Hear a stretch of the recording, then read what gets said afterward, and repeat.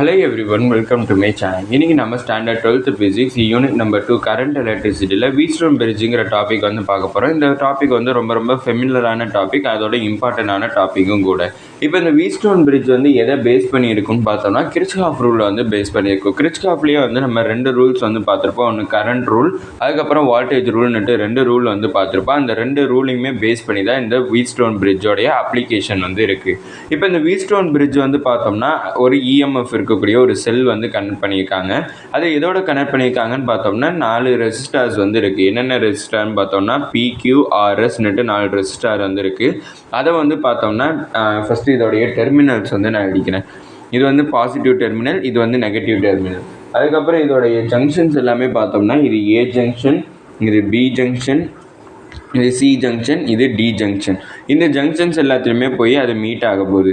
இப்போ வந்து பார்த்தோம்னா எனக்கு பி அண்ட் டி இந்த ரெண்டு ஜங்ஷனுக்கும் நடுவில் வந்து ஒரு கேல்வனோமீட்டர் வந்து நம்ம செட் பண்ணியிருக்கோம். இந்த கேல்வனோமீட்டர் எதுக்குன்னு பார்த்தோம்னா அதோட டிஃப்ளெக்ஷன்ஸ் வந்து பார்க்குறதுக்காண்டி இந்த கேல்வனோமீட்டர் வந்து நம்ம செட் பண்ணியிருக்கோம். இப்போ நம்ம வந்து இந்த கண்டக்டரை வந்து ஆன் பண்ணி, அதாவது வீட்ஸ்டோன் பிரிட்ஜோடைய டெர்மினலை வந்து ஆன் பண்ணிட்டோன்னு வச்சுக்கோங்க. ஆன் பண்ணோடனே கரண்ட் வந்து எனக்கு இப்படி தான் ஃப்ளோ ஆகும். அதாவது பாசிட்டிவ் டெர்மினல்லேருந்து எனக்கு கரண்ட் வந்து ஃப்ளோ ஆகும். அப்படி ஃப்ளோ ஆகக்கூடிய கரண்ட்டை வந்து நம்ம ஐன்னுட்டு சொல்லுவோம். அதுக்கப்புறம் இந்த ஏங்கிற ஜங்ஷனை வந்து மீட் பண்ணோன்னே அந்த கரண்ட் வந்து ரெண்டாக பிரியும். ஒன்று வந்து ஆர் ரெசிஸ்டாருக்கு வந்து பிரியும், இன்னொன்று பி ரெசிஸ்டாருக்கு வந்து பிரியும். அப்படி பி ரெசிஸ்டாருக்கு வந்து போகக்கூடிய கரண்ட்டை வந்து நான் I1ன்னுட்டு கன்சிடர் பண்ணிக்கிறேன். அடுத்து ஆர் ரெசிஸ்டாருக்கு வந்து போகக்கூடிய கரண்ட்டை வந்து I2ன்னுட்டு கன்சிடர் பண்ணிக்கிறேன்.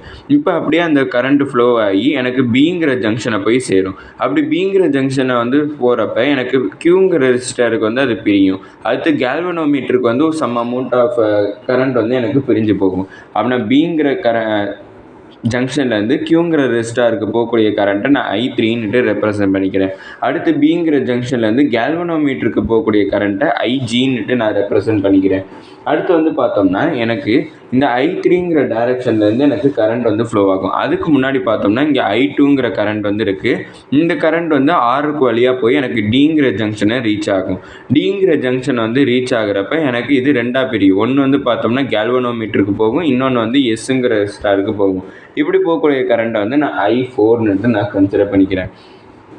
அதுக்கப்புறம் வந்து பார்த்தோம்னா இந்த கரண்ட் வந்து எனக்கு I3ங்கிற கரண்ட் சிங்கிற ஜங்ஷனுக்கு வந்து ரீச் ஆகும். அப்படி இந்த சிங்கிற ஜங்ஷனுக்கு வந்து ரீச் ஆகி அது ரெண்டாக பிரியும். எஸ்ஸுங்கிற ரெசிஸ்டாருக்கு வந்து போகும், அதுக்கப்புறம் பேட்டரிக்கே திருப்பியும் ஒன்று போகும். பேட்டரிக்கு திருப்பி போகிற கரண்ட் வந்து எனக்கு ஐங்கிற கரண்ட்டு எனக்கு திருப்பி போகும். அப்படியே இந்த ப்ராசஸ் வந்து கண்டினியூஸாக நடந்துக்கிட்டே இருக்கும். இப்போ இந்த கேல்வனோமீட்டர் வந்து இதோட யூஸ் வந்து என்னங்கிறது நம்மளுக்கு தெரிஞ்சிருக்கணும். ஃபஸ்ட்டு வந்து பார்த்தோம்னா இங்கே இதோட மெயின் யூஸ் வந்து பார்த்தோம்னா இந்த PQRSங்கிற ஒரு ரெசிஸ்டாரில் இதோட ரெசிஸ்டன்ஸ் வந்து எனக்கு தெரியாமல் இருந்துச்சுன்னா அதை கண்டுபிடிக்கிறதுக்கு வந்து இந்த வீட்ஸ்டோன் பிரிட்ஜ் வந்து ரொம்ப யூஸ்ஃபுல்லாக இருக்கும். இப்போ இந்த வீட்ஸ்டோன் பிரிட்ஜோடைய ஃபார்முலாவை எப்படி டிரைவ் பண்ணுறாங்கங்கிறத பார்ப்போம்.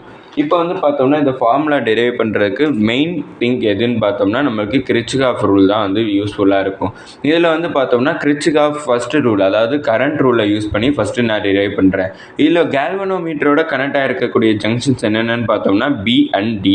இதை யூஸ் பண்ணி தான் நான் வந்து ஃபஸ்ட்டு டிரைவ் பண்ண போகிறேன். Applying Kirchhoff first rule, applying Kirchhoff first rule. கிர்ச்ஹாஃபோட ஃபஸ்ட்டு ரூல் வந்து நான் அப்ளை பண்ண போகிறேன். எந்த ஜங்ஷனுக்குன்னு பார்த்தோன்னா பி ஜங்ஷன் அட் பி. இப்போ கிர்ச்ஹாஃப் ஃபஸ்ட்டு ரூலில் வந்து பார்த்தோம்னா எனக்கு ஒரு ஜங்ஷன்லேருந்து ஒரு கரண்ட் வந்து பிரிஞ்சு போகுதுன்னு, அதாவது ஃப்ரம் அவே டூவேர்ட்ஸ் வந்து இல்லாமல் அவே வந்து போச்சுன்னா அதை நெகட்டிவ்னுட்டு சொல்லுவோம். இப்போ வந்து பார்த்தோம்னா பிங்கிற ஜங்ஷனுக்கு டூவேர்ட்ஸாக என்னென்னு வருது, அதாவது அதை நோக்கி வர்றது என்னென்னு பார்த்தோம்னா I1. அப்படின்னா இந்த I1 வந்து எனக்கு பாசிட்டிவாக இருக்கும்.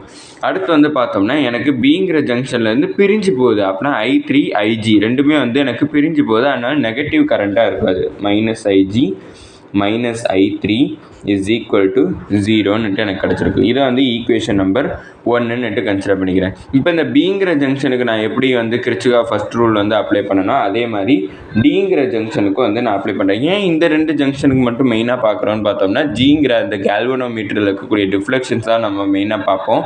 அதனால தான் இந்த ரெண்டு ஜங்ஷன்ஸை மட்டும் மெயினாக கேட்குறோம். இப்போ இந்த டிங்கிற ஜங்ஷன் வந்து பார்ப்போம்.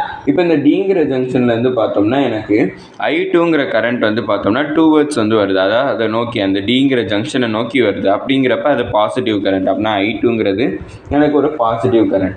அடுத்து IG, அதாவது எனக்கு கேல்வனோமீட்டரில் இருக்கிற கரண்ட்டு வந்து எனக்கு அதுக்கு டூவர்ட்ஸ் தான் வரும், அதனால் அதுவும் பாசிட்டிவ் IG. அடுத்து வந்து பார்த்தோம்னா எனக்கு I4ங்கிற கரண்ட் வந்து அந்த டிங்கிற ஜங்ஷன்லேருந்து எனக்கு பிரிஞ்சு போகுது, அதனால் அதை -I4 மென்ஷன் பண்ணிக்கிறேன், =0. இதை ஈக்குவேஷன் நம்பர் 2 எழுதிட்டேன். இப்போ வந்து பார்த்தோம்னா இந்த கிர்ச்சாஃப் ஃபர்ஸ்ட் ரூலை நான் இங்கே பிங்கிற ஜங்ஷனுக்கும் டிங்கிற ஜங்ஷனுக்கும் நான் அப்ளை பண்ணியாச்சு. இப்போ கிர்ச்சாஃப் ஃபர்ஸ்ட் ரூலை வந்து அப்ளை பண்ணதுக்கப்புறம் கிர்ச்சாஃப் செகண்ட் ரூல், அதாவது வால்டேஜ் ரூல் வந்து அப்ளை பண்ண போகிறோம். வால்டேஜ் ரூல் வந்து என்னன்னு சொல்லுதுன்னு பார்த்தோம்னா product of the current and resistance, sum of the product of the current and resistance is equal to the potential difference நம்மளுக்கு கிர்ச்சாஃப் செகண்ட் ரூல் வந்து சொல்லியிருக்கோம். இப்போ வந்து பார்த்தோம்னா இங்கே எனக்கு வால்டேஜ் ரூல் வந்து பார்த்தோம்னா ஒரு லூப்பை தான் வந்து நம்ம கன்சிடர் பண்ணுவோம். அப்படின்னா நம்ம ஃபஸ்ட்டு 2 லூப்பாக இதை பிரிச்சுக்கிறோம். ஏன்னா இங்கே 2 ட்ரையாங்கிள் வந்து இன்வால்வ் ஆகிருக்கு. இந்த கேல்வனோமீட்டர் எனக்கு 2 ட்ரையாங்கிளாக பிரிக்குது. அப்படிங்கிறப்ப அது 2 லூப்பாக நான் கன்சிடர் பண்ணிக்கிறேன். நான் ஃபஸ்ட்டு கன்சிடர் பண்ண லூப் வந்து பார்த்தோம்னா ABDA, அதாவது ABDA இந்த லூப்பை வந்து நான் கன்சிடர் பண்ணுறேன். இப்போ sum of the product of the resistance and current, அப்படின்னா ஃபஸ்ட்டு கரண்ட்டையும் ரெசிஸ்டன்ஸையும் மல்டிப்ளை பண்ணுறேன். அப்படின்னா I1 × P1. ஃபஸ்ட்டு நான் இதை எழுதிக்கிறேன். Applying Kirchhoff second rule.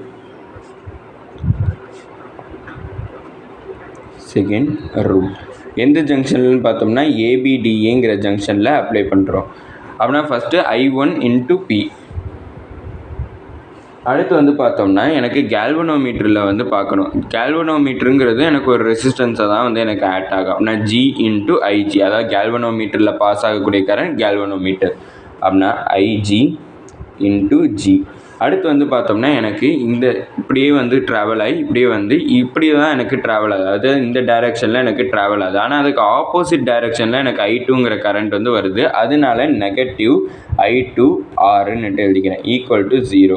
ஏன்னா கேல்வனோமீட்டரில் வந்து எனக்கு பொட்டென்ஷியல் டிஃபரன்ஸ் வந்து 0 தான் இருக்குது, அதனால =0 கன்சிடர் பண்ணிக்கிறேன். இது ஈக்குவேஷன் நம்பர் 3 கன்சிடர் பண்ணிக்கிறேன். அடுத்து கிர்ச்சாஃப் செகண்ட் ரூலில் நான் ABDAங்கிற லூப்பில் வந்து நான் கன்சிடர் பண்ணேன். அடுத்து எந்த லூப்பில் வந்து கன்சிடர் பண்ண போகிறேன்னு பார்த்தோம்னா ABCDA மொத்தமாக இந்த லூப்பு ஃபுல்லாமே, அதாவது இந்த 2 ட்ரையாங்கிளுமே சேர்த்து நான் கன்சிடர் பண்ண போகிறேன்.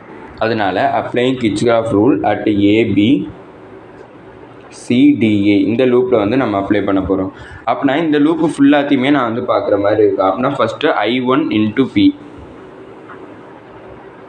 அடுத்து வந்து பார்த்தோம்னா எனக்கு பியில் வந்து ட்ராவல் ஆகும். அதுக்கு முன்னாடி வந்து பார்த்தோம்னா பியை ட்ராவல் பண்ணதுக்கப்புறம் எனக்கு IC × Q எனக்கு கிடச்சிருக்கும், +IC × Q. அடுத்து வந்து பார்த்தோம்னா எனக்கு இங்கே ரீச் ஆனதுக்கப்புறம் I4 × S. ஆனால் எனக்கு கரண்ட்டோட டைரெக்ஷன் வந்து இப்படி இருக்கும். ஆனால் வந்து பார்த்தோம்னா அது ஆப்போசிட் டைரெக்ஷனில் இருக்குது. ஆப்போசிட் டைரெக்ஷனில் இருக்கிறப்ப மைனஸ் தான் எழுதி ஆகும். அப்படின்னா -I4 × S. அடுத்து கரண்ட் இப்படியே ட்ராவல் ஆகி எனக்கு இப்படி ரீச் ஆகும். அப்படிங்கிறப்ப இதுவுமே எனக்கு ஆப்போசிட் டைரெக்ஷனில் இருக்குது, அதனால் -I2R = 0. இதை ஈக்குவேஷன் நம்பர் 4 நான் கன்சிடர் பண்ணிக்கிறேன். இப்போ ஃபார் எக்ஸாம்பிள் நம்மளே கன்சிடர் பண்ணிக்கிறோம், இந்த B and D 2 ஜங்ஷனுமே வந்து பார்த்தோம்னா எனக்கு பேலன்ஸ்டாக இருக்குது. அப்படி இந்த B and Dங்கிற ஜங்ஷன் ரெண்டுமே பேலன்ஸ்டாக இருந்துச்சுன்னா எனக்கு அதுக்கு சேம் பொட்டென்ஷியல் இருக்குது. அப்படி சேம் பொட்டென்ஷியல் இருந்துச்சுன்னா அங்கே கரண்ட் வந்து ஃப்ளோ ஆகாது. அப்படி கரண்ட் வந்து ஃப்ளோ ஆகாமல் இருந்துச்சுன்னா எனக்கு IGயோட வேல்யூ 0 கிடைக்கும். அதாவது எனக்கு கரண்ட்டே வந்து ஃப்ளோ ஆகலை, அப்படின்னா கேல்வனோமீட்டரில் கரண்ட் வந்து ஃப்ளோ ஆகலைன்னா எனக்கு IGயோட வேல்யூ 0வாக இருக்குது. அதை வந்து நான் 5 கன்சிடர் பண்ணிக்கிறேன். இப்போ இந்த 5ங்கிற ஈக்குவேஷனை நான் எனக்கு IG வர்ற எல்லா பிளேசஸ்லையுமே வந்து நான் சப்ஸ்டியூட் பண்ணுறேன். அப்படின்னா ஃப்ரம் 1ங்கிறப்ப ஃபஸ்ட்டு ஈக்குவேஷனில் IGக்கு பதிலாக 0 சப்ஸ்டியூட் பண்ணேன்னா I1 - I3 = 0. இந்த -I3 அங்கே ட்ரான்ஸ்ஃபர் ஆச்சுன்னா I1 = I3 கிடச்சிருக்கு. இதே ஈக்குவேஷன் நம்பர் 6 கன்சிடர் பண்ணிக்கிறேன். அடுத்து செகண்ட் ஈக்குவேஷன் பார்க்குறேன். செகண்ட் ஈக்குவேஷன் பார்க்குறதுனால ஃப்ரம் 2 செகண்ட் ஈக்குவேஷன் வந்து பார்த்தோம்னா I2 + IG - I4 = 0. அங்கே ஐஜியோட வேல்யூ 0ங்கிறப்ப I2 - I4 = 0. இது இங்கிட்ட ட்ரான்ஸ்லேட் ஆச்சுன்னா I2 = I4. இதை ஈக்குவேஷன் நம்பர் 7ன்னுட்டு கன்சிடர் பண்ணிக்கிறேன். அடுத்து இந்த பிளேஸில் இருக்கக்கூடிய ஐஜிக்கு பதிலாக நான் 0 சப்ஸ்டியூட் பண்ணுறேன். அது தேர்ட் ஈக்குவேஷன். அதனால் ஃப்ரம் 3. தேர்ட் ஈக்குவேஷன் வந்து பார்த்தோம்னா I1P. இதில் பதிலாக நான் 0 சப்ஸ்டியூட் பண்ணால் இது ஃபுல்லாமே எனக்கு 0 ஆகிடும். நான் -I2R = 0. இதை இங்கிட்ட ட்ரான்ஸ்லேட் பண்ணனா I1P = I2R கிடச்சிருக்கும். இதை ஈக்குவேஷன் நம்பர் 8ன்னுட்டு கன்சிடர் பண்ணிக்கிறேன். இப்போ இந்த இடத்துல எனக்கு I1Pயும் I2Rயும் ஈக்குவல்னுட்டு இருக்குது. அதாவது இதை 8th ஈக்குவேஷன்னுட்டு கன்சிடர் பண்ணியிருந்தோம். I1Pயும் I2Rயும் ஈக்குவல்னுட்டு கன்சிடர் பண்ணியிருந்தோம். அதனால வந்து பார்த்தோம்னா இந்த ஈக்குவேஷன், அதாவது ஈக்குவேஷன் நம்பர் 4ல் போய் நான் அதை சப்ஸ்டியூட் பண்ணுறேன். அதாவது ஃப்ரம் 4. ஃபோர்த் ஈக்குவேஷனில் இந்த I1Pயை அப்படியே எழுதிக்கிறேன். அடுத்தது I3Qவை அப்படியே எழுதிக்கிறேன்.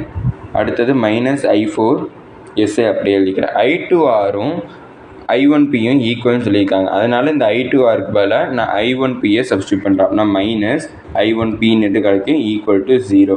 அப்படின்னா இதுவும் எனக்கு கேன்சல். மீதி என்ன இருக்குதுன்னு பார்த்தோம்னா I3Q - I4S = 0. இதை நான் இங்கிட்ட ட்ரான்ஸ்லேட் பண்ணேன்னா எனக்கு மைனஸ் வந்து ப்ளஸ்ஸாக மாறிடும். நான் I3Q = I4S. இதை வந்து நான் ஈக்குவேஷன் நம்பர் 9ன்னுட்டு கன்சிடர் பண்ணிக்கிறேன். இப்போ ஈக்குவேஷன் நம்பர் 8ஐயும் 9ஐயும் நான் டிவைட் பண்ணுறேன். அப்படின்னா dividing equation 8 and 9. Equation 8 and 9. Equation 8 வந்து பார்த்தோம்னா I1P / I3Q = I2R / I4Sன்னுட்டு எனக்கு கிடச்சிருக்கும். இப்போ இந்த இடத்துல பார்த்தோம்னா எனக்கு 6th ஈக்குவேஷனில் I1ம் I3யும் ஈக்குவல்னுட்டு பார்த்துருந்தோம். அப்படின்னா இந்த I3க்கு பதிலாக நான் I1 சப்ஸ்டியூட் பண்ணிக்கிறேன். அப்படின்னா I1 / I1PQ. அடுத்து வந்து பார்த்தோம்னா 7th ஈக்குவேஷனில் I2வும் I4யும் ஈக்குவல்னும். அதனால் இந்த I4க்கு பதிலாக I2 எழுதிக்கிறேன்.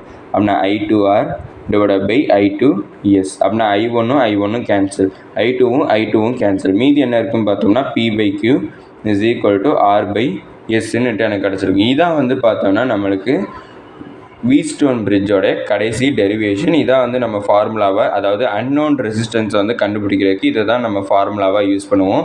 இதோட இந்த வீடியோ முடிஞ்சிச்சு. மறக்காமல் நம்ம சேனலை சப்ஸ்கிரைப் பண்ணி சப்போர்ட் பண்ணுங்கள். நீங்கள் கொடுக்கக்கூடிய ஒவ்வொரு சப்ஸ்கிரைபும் எனக்கு மிகப்பெரிய சப்போர்ட் ஆகும். அப்புறம் இந்த வீடியோ பிடிச்சிருந்துச்சுன்னா லைக் பண்ணிங்க. அதுக்கப்புறம் ஏதாச்சும் டவுட்ஸ் இருந்தாலோ நான் ஏதாச்சும் இம்ப்ரூவ் பண்ணணும்னு நினச்சிங்கனாலும் அதை மறக்காமல் கமெண்ட் செக்ஷனில் சொல்லிடுங்க.